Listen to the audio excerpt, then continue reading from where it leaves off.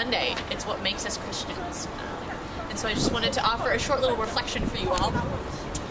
Many, many years ago, I was actually in El Salvador on Easter Sunday. And we were driving up through the country. For the folks who went on the El Salvador ABST, they know what it's kind of like to go on back mountainous roads. And we were trying to find this priest who was in this town. And after about 3 hours of driving, we get to this town only to find out that the priest has actually left to go back to the United States 3 days previously. So we just missed him. So we're like, well, what do we do now?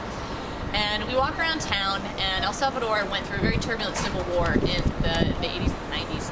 And as a result, a lot of people suffered a great deal of bloodshed, and the memories are still there. And we saw this mural in the town that depicted when the army came in essentially to try to flush out rebels.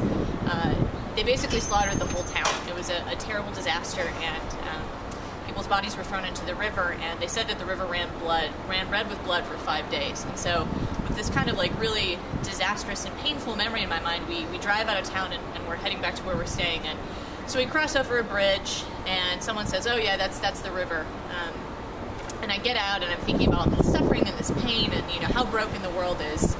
And as soon as I get out, the first thing that I hear is laughter.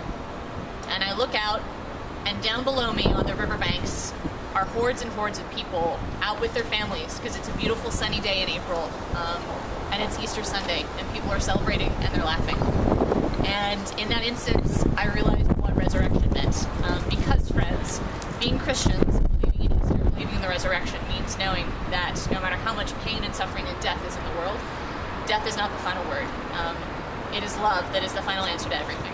It is love that is the most powerful force in the universe, and it is love that conquers all. And it's the love that God had for us that gave us the gift of life through resurrection. So I just wanted to share a poem with you all. It's one of my favorites, and that'll be the end of my Monday morning meditation for Easter. This is a poem called Sunrise by Mary Oliver. You can die for it, an idea or the world. People have done so brilliantly, letting their small bodies be bound to the stake and creating an unforgettable fury of light. But this morning, climbing the familiar hills in the familiar fabric of dawn, I thought of China and India and Europe, and I thought how the sun blazes for everyone, just so joyfully as it rises under the lashes of my own eyes. And I thought, we are so many. What is the name of the deep breath I would take over and over for all of us? Call it whatever you want.